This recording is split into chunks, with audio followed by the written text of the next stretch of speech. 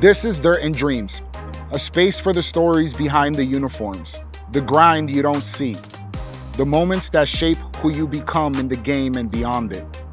Today, we sit down with Paco Rodriguez, former Los Angeles Dodger and now coach and owner of the Arizona Aces. From playing at the highest level to building the next generation, Paco opens up about injury, identity, leadership, and what it really means to give back to the game that gave him everything. This is episode 3. This is Paco Rodriguez. What's going on, everyone? My name is Paco Rodriguez, formerly known as the Los Angeles Dodgers. We can bloop that one in there too. You got to be with the realistic side. That's right. So I played for the Los Angeles Dodgers from 2012 to 2015. Got traded to Atlanta. Was with them for about a year and a half, and then played with the Orioles, the Twins, and San Diego to finish my career in 2019. And then from there, coached 1 year at the University of Florida. And from there, I started mentoring / started my club team, which is called the Arizona Aces. And I've been doing that ever since the 2020 season. So that's what I got right now. What's your first memory of baseball? It's a great question. If I look back at it, I think my favorite memory that I can think of is probably going to softball games with my dad, which is crazy to think about. There was a green little bench that you could climb up, and I would always sit up there and watch the game from up there when they were playing softball. So I think that's like my first originator of kind of going to baseball games and being a part of it, was going to softball games with my dad. So Where was this? Gosh, if I can name the park, it was called Pascual, and it was kind of right next to the airport in Miami, man. It was a little park that, you know, the old timers used to show up and play on Sundays, and that was just my place, my happy place. Like anytime he was going to play softball, I'm like, I gotta go, you know, like that's where I want to be. So that was my first little introduction to baseball, and probably one of my favorite memories for sure. I love that. Who was the biggest influence early in your baseball journey? I think you could go right back to my dad and then my uncle at the same time. And it was more of my dad's best friend / person that I grew up with that played softball. So same deal, you know, they grew up together.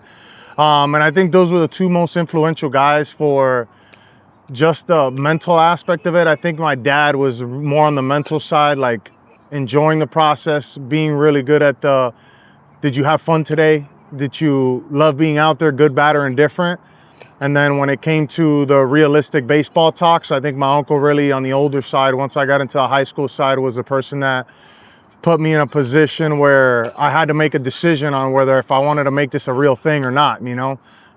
That conversation of quitting to becoming successful in the game, and I think that was that person, you know, that I could always call and just ask baseball questions and be realistic with. So I think those were the two guys that really, you know, kind of pushed me through when it came to, you know, my idols, my heroes, and people that I look up to in that aspect. So If you could tell yourself, your 12-year-old self, something, what would you tell yourself? keep hitting. Keep hitting? Keep hitting. Honestly, you know what? I think that's on the funny side, just because I was a pretty darn good hitter when I was younger. I just never had the education behind it that we give the kids nowadays. Yeah. And all the information that we have, because I can always hit the ball very, very well, but I didn't have any type of instruction. I didn't understand the process of hitting. I didn't understand the routine behind it and the muscle memory behind it. I was just good at gripping and ripping, and early on, I was really good at that. And as I started to get older, I really never got that detailed information that kind of puts you back at, you know, a simple space. Yeah. And I think that was the part of I loved hitting. And I still do to this day. You know, if you catch me on a softball field on a Friday, I might come out wobbling, but I still enjoy it, you know. So I can give that side. And I think, you know what, on the serious side, if I can give myself some advice at 12 years old is, I think the biggest thing is be well-rounded. I think when I was at that age, I was playing baseball and I loved it. Don't get me wrong, I loved it, but I think I should have enjoyed a little bit more of playing different sports, a little bit more organized, I would say, because we always played like flag football or we played basketball, but it was never organized. I just played for fun, in that standpoint. And I think I would have learned a lot about structure outside of baseball. That probably would have put me in a better place going into that high school side, and from there taking it into the college side and into the pro side. So I think that's probably the biggest thing, is being well-rounded, when it comes to the discipline of different sports. What did the road to the majors look like for you, from high school to college, to the major league? Yeah, so I think, just going back into freshman year, going into Gulliver Prep is where I went to school down in Miami. Got in there with a group of guys that I played with. I kind of grew up with the same group that I played travel ball with, kind of came up into my high school team. So we all played together, through that phase. And at that point in time, we were just having a good time, man. It was playing with your boys. We were pretty good. We were a pretty good team as a whole. And growing up together and being a part of that together, I think really shined on us. Building that bond that we still have today, between the guys that we have. But it was only fun. We went and hit sometimes, we worked out sometimes, but it was just enjoying that process of being in high school, enjoying your friends. And at some point I had the ability to be better than most. My sophomore year, my velo went up, everything started to translate a little bit. And because of that, I started to see all the summer teams reaching out, going and playing those big tournaments. And I really started to open up my eyes in that aspect of what else I need to do, which was kind of where my sophomore, junior, and senior year I kind of started creating a little bit better routine. Still wasn't there, but I understood that I was pretty good at this. I think that was the first time that I kind of opened up my eyes a little bit to the game and realizing that I was a pretty good lefty, for that period of time. So, from there, kind of going into my first year of college was my first wake-up call. I think freshman year was, never forget the experience. We have the first week of training, waking up at 5, running at the football fields. From there, going to the weight room, hitting it for an hour and a half, recovery time, going to the field, preparation, and then I'm going to go play catch. And I never forget it. I picked up a ball after my second workout, which was, getting ready to just play catch, and I couldn't get the ball from here to my teammate 5 feet away from how sore I was. My body was just so beat up, bro, that it was the first rude awakening for me. That was like another level. It was just another level, man. It was another level of training, another level of nutrition, another level of preparation, another level of time management. I think those were the biggest things that once I got to college, I started recognizing this is a full-time job, and it goes from 5 to about 9 o'clock at night. And it was every day, Monday to Friday. And then on the weekends, you went and grinded it out at a different SEC school or a different ACC school. And it was the first experience of I got a little taste of what it actually means to work hard, and I think, in high school you work hard, and then in college you're like, okay, I was completely wrong on working hard. It was just a different animal, a different perspective, and it started teaching you the pro side of things. And I think that's where my first aspect of pro ball was established in college, because of the routine and everything that they built for us. Which was fantastic, because once I got into the routine, I was pretty good at it and I enjoyed it. I honestly didn't mind waking up early and going about it. Which then, of course, get drafted in my junior year, going the second rounds, and now I have to do it by myself. I had this all organized for me, but now the next step was kind of doing it outside of the University of Florida, which was kind of a weird situation, but at the same time, I had some guys that I was playing with that kind of took me under the wing and said, hey, let's go, we're going to go work out. And it was with Yonder Alonso, John Jay, Manny Machado was there as a younger guy, but still one of the elite of the elite. We had Alex Castellanos, Steven Perez, EJ Encinosa. If I can put some other names in there that I remember. Can't pick any other right now, but you had a bunch of guys that were pretty good at college players and now becoming elite players at the pro level. So those guys took us under our wing, show up at the University of Miami. We went, trained for about 3.5 hours and had breakfast together. And then second half of the day was me going and doing therapy stuff to take care of my arm and kind of build a routine in the off season, you know, like that was the biggest thing, building that routine and being with those guys Monday to Friday.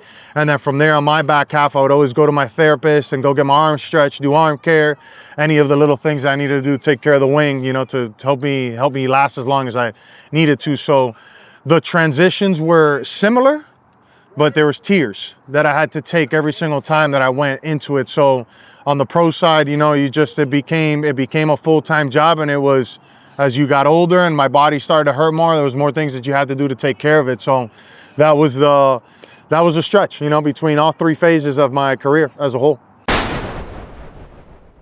If you're enjoying this episode, I want to take a quick second.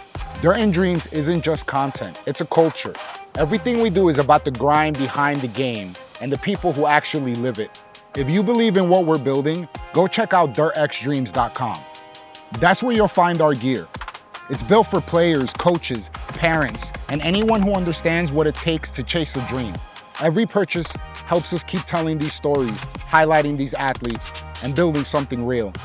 Tap in, support the movement. Now let's get back to the story. Would you say that the jump from high school to college was bigger than from college to pro as far as training, competition? Yes, there was no question about it. I think from that jump for me was that first 6 months was a complete like life change, you know, in that aspect, because I was used to 2-hour practice, maybe going doing a pitching lesson here and there, and now it was strength and running, strength and conditioning, recovery, more recovery. Then now you got to go to school, then you got to go to baseball, and now you got to prepare for baseball, you got to prepare for practice, you got to do your stretches, take care of your arm, and then from there go to the team orientated stuff, then play a scrimmage, then go finish school. Which is crazy to think about. You look at that transition through the days was a workload that I wasn't expecting. It was something that I don't think I could have imagined I didn't think it was going to be that big as a whole. So that was the biggest transition for sure, was from high school to college side. When you first stepped on a major league mound, what went through your head? It's a great question because I was blacked out during it. Yeah, there's no question about it, bro. Really? So my first bullpen call was at Dodger Stadium, and I even forgot who we were playing at the time because those days were just, I felt like my first 3 weeks. I don't remember much. Really? Bro, no, it was just such a high in the moment, you know, and being there and being a part of it, I think it was a blessing because it went from getting drafted and being in college to 2.5 months later, I'm in the big leagues playing in Dodger Stadium, you know? So for me, like that, it was a huge transition. And I think the surroundings of the game, like I was used to the college side, but then when I got to Dodger Stadium, you got 4 tiers, you got all the colors, you got everything going on. I was like, man, like it was surreal. Like I didn't believe it. Like you couldn't believe that you were doing what you were doing at some point, you know? So I got my first bullpen call and I was kind of sitting the same way, my gloves right here. Yeah. Hey, Paco, get up. And I'm like, where's my glove? Where's my glove? I had no idea. And I'm sitting there, boom, I start warming up, but I didn't get into the game. So it gave me kind of that first little jolt of energy. Yeah. But it was hilarious because all the guys were like, hey, look down, bro. And I'm like, oh, you're right there. My glove, you know?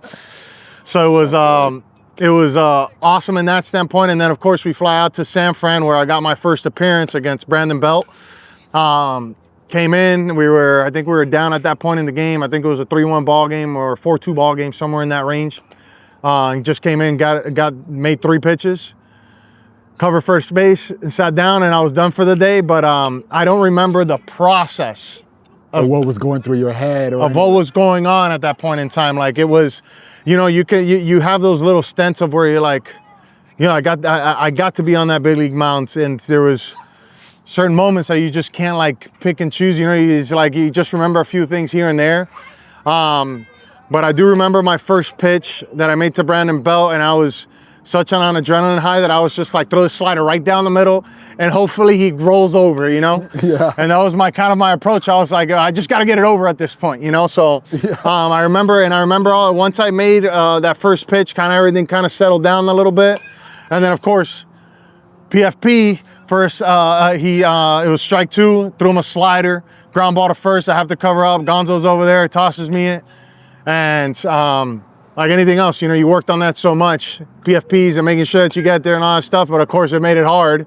You know, I had to get the first on that one. So, so for me, like that was the moment, you know, and it was a blackout phase, but it was a phase that you look back at and you're like, oh, I can remember that or this or that, you know. So, lots and lots of, I mean, it's what a great memory in that aspect. Every player faces setbacks, injuries, slumps, uncertainty. What was your hardest stretch and how did you work through it? I had plenty. We'll go with Tommy John. I think Tommy John was the biggest eye opener, and I think this part of the conversation you're going to enjoy because it really brings out the teammate aspect of it. And it's something that I look back and I wish that I could have done a little bit better job. But during Tommy John, so, you know, I was pitching in spring training. I think I had just thrown a pen, finished up with my pen, and I felt that little zing for the first time in my arm. But I thought nothing of it. I didn't have to throw the rest of the day, so I kind of just left it alone, kept going with my day. And then from there, kind of picked it back up slowly. When it came to getting into games and everything along the lines, like I didn't push it as much as I wanted it to, but got through that phase of what I felt and went through the beginning of the season. So I got to pitch in spring, did just fine, made the team. And then I was pitching in mid-May. We were pitching against Colorado, made a slider to Cargo, struck him out, and right there, poof, I felt the pop.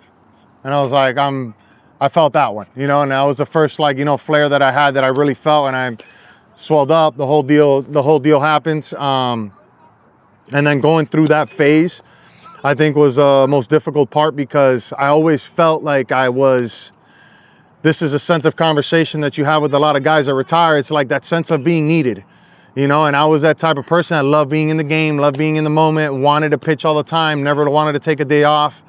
And it was that first feeling of like, man, these people don't need me right now. And it was extremely hard because I wanted to be out in the field and we were struggling at that point. You know, we weren't playing good baseball. So I was doing everything I could to make sure that I got back on the field, whatever I needed to do. And through that phase where I was trying to see if I needed surgery or not, playing catch, doing everything that I needed to do.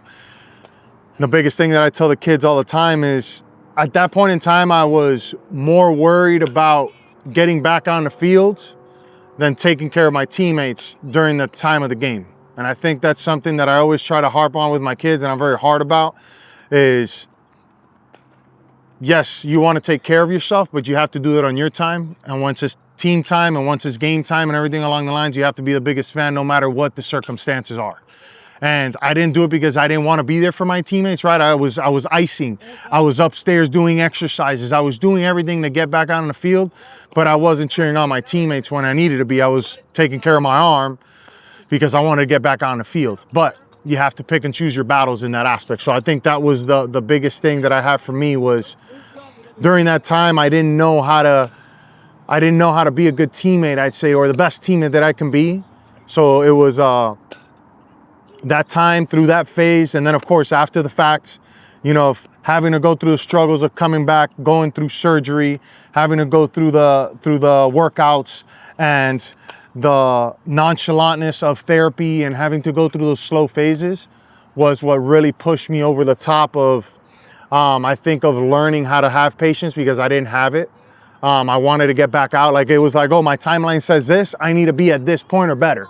When I needed more time because my flexibility was above and beyond and I need a little bit more time to let this thing kind of get to where I needed to get to. So I think for me, that was the hardest part is the patience aspect of it and letting your body heal and listening to yourself and not trying to push through it so much and putting yourself in one of those spots where you have to allow your body to be your body, you know, and not try to push past that point. And I think that was me. I was the opposite. I was like, no, I need to get back on the field. ASAP. And it was, and at the end of the day, I needed to allow my body to heal, and I needed to do the right things for myself at that point in time mentally. So I think that's the biggest thing for me for sure. How did that transition happen, right? So you made it to the major leagues. Well, I could run through that.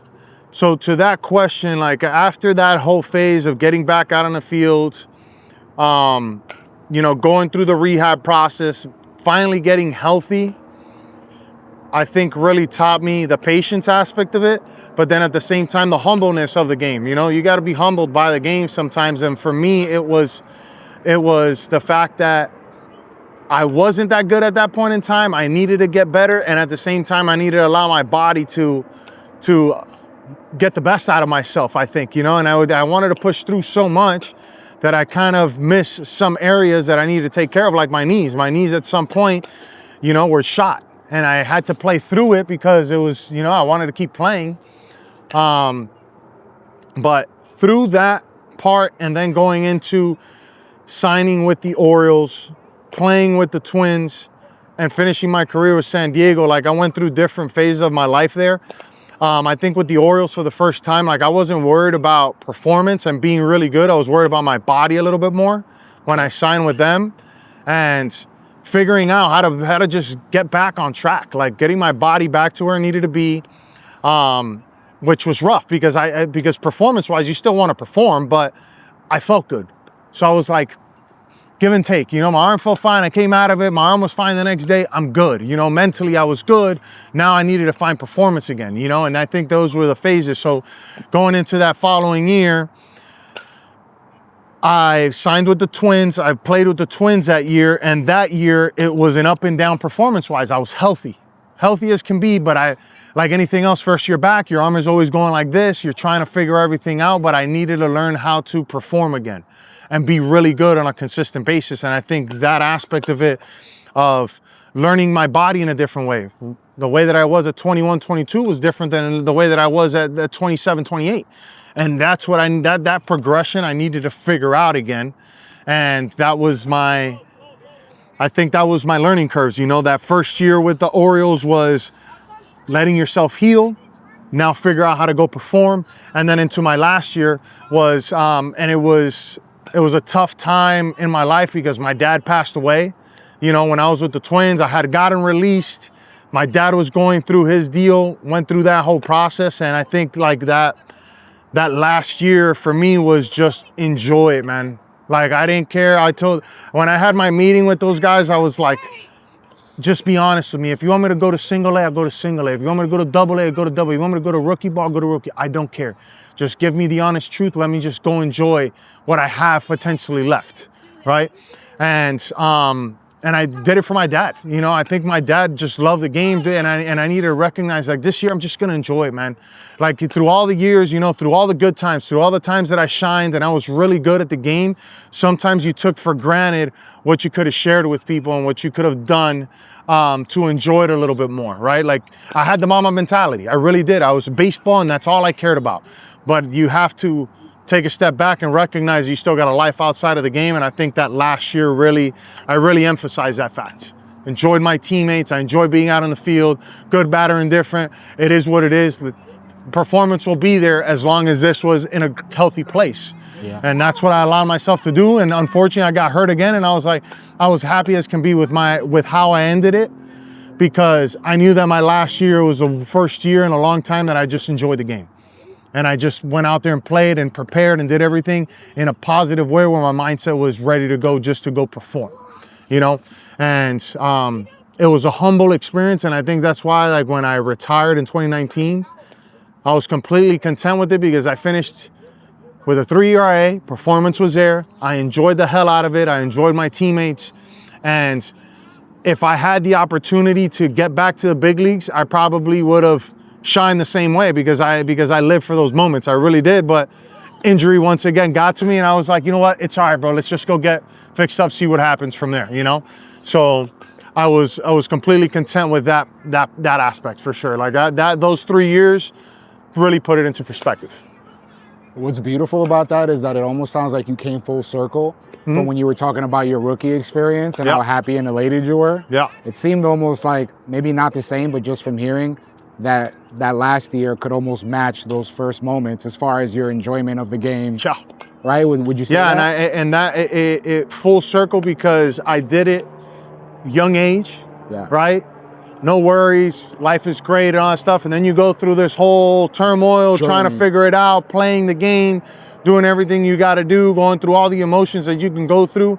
And then to finish off, and I got an opportunity to travel with the team when they have the exhibition games. Yeah. I pitched in Seattle, went 3 up, 3 down, and I felt like even if it wasn't an actual official big league game, I knew that I had made it back to where I belonged. And if that was it, and I was like, you know what, I can still do it at this level. And I walked away happy as can be, through that whole year. I'm telling you, I walked away super happy, super content. And I wish I could have had a little bit more, but my body was just broken down. That's why I wobble around today. How did that transition from player to coach happen for you?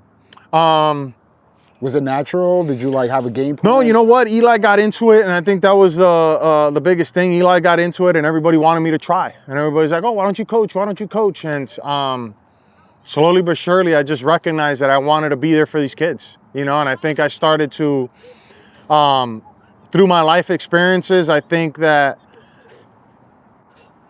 every progression that I had to go through, the ups and downs behind it, put me in a spot where if I can give these kids any little bit of happiness and joy to the game, and at the same time have that coach that they can call whenever they want, whenever they need advice or anything along those lines, if I'm that person and I can give them that, or I gave them one little bit of advice that put them in a spot to create success, and you know what, I did it. For me, that's success for these kids, because the reality is there's going to be a million coaches, there's going to be a million people around in your space through the course of a baseball career that all they wanted to do was help, and people lose sight of that sometimes, So I think for me, like anything else, guys come and go, especially in the club side of things, but my best interest is always with them, and I think that's why I love being out on the field with them, because everybody's different. But everybody can grab that same information and use it for themselves to benefit themselves at some point in life, whether it's baseball, whether it's basketball, football, or just life in general. I think that's my goal for them, So that's why I enjoy being out on the field now and coaching them and being a part of it with them. What does Dirt and Dreams mean to you? The whole platform is called Dirt and Dreams. We started it I feel like every single baseball player can have their own version of what Dirt and Dreams means. When you just hear that phrase, what stands out to you? I think, when you want to take a second to that question, because Dirt and Dreams is, I got to live it. I got to live the dirt and the dream, the smell of the grass, the raking of the sands or the dirt, or for me, how about this? I'll put it like this, because it's probably, oh man, that's wild. It's wild to think about. Holy smokes. Nobody could step on my mounds when I fixed it. How about that? I was that kid in high school, and I don't forget me as a person. I love to decorate the mound before the game and put that mound together, grab dirt, stomp it, make sure that it was perfect for whoever was throwing that day. So you think about the process. I gotta water it. I gotta stomp it. I gotta make sure that everything is together, right? So you got all these moving pieces, but you got to bring it all together, and you have to make a flow in the same direction for everything to kind of play the same way, right? And then you look at dreams. The dream aspect of it is that foundation of what that dirt did for me. You have a bunch of different kids. You got a bunch of different teammates. You got a bunch of different surroundings, but it's how you can gel all that together to build a dream that these kids are going to eventually grow into, right? And for me, going to the College World Series potentially that we want to do this year, right? Letting them go enjoy the greatest show on dirt, right? But you look at the phase or the phrase behind it, Dirt and Dreams, and that's all put together into what you can create with a bunch of kids, with a bunch of people, with a bunch of teammates, with a bunch of back office, everything to that extent is what you build to try to translate for the kids or translate for your teammates. And I got the opportunity to be a part of that with the Dodgers, and kind of that early stage of what they're creating now in the game. And And I can tell you this, you got amazing people. You got people that know what they're doing, that they're really good at their jobs and helping people get better. And from there is picking the right people that will gel into your program, into your environment, that is going to make everything shine as best as possible. So the dream was that mound, that mound that I got to fix on dirt, if you put it all together, which is wild, you know? I love that. I love that. I usually like to end it kind of open. Yeah. Your message, your shout out, your thanks, kind of Paco's message to the world. Anything that you want to say here to close it out? I think for me, the biggest thing is never forget where you came from. I think I want everybody to remember the things that they didn't have. I want them to remember the things that they took for granted sometimes. And never forget that what your parents and your grandparents did for you to be in this position was a lot of hard work, was a lot of time, was a lot of effort that you'll never see in person. You never got to see the hard work that they went through. And that's why I appreciate my mom and my dad like no other, because I know the sacrifices that my mom had to make. I know the sacrifices my dad had to make, and all the times that they went through hard times. And I don't forget those experiences of going to Dominican Republic, seeing how families lived out there, living in a shack, literally sleeping on the floor. And my dad's heart and humbleness to life was to go back and give back to those kids. So I never forget like where I come from and who I am, that put me in a position to be the person that I am. And I never want these kids to forget that, because they're very blessed with everything that they have today. So if I can give back in any way, is just remember where you come from and remember why you're here. This is what Dirt and Dreams is all about. Real stories from the game, from the dirt to the dream. If you connected with this one, hit subscribe, share it with someone who needs to hear it, and hit up dirtxdreams.com to get your latest gear. Thanks for watching.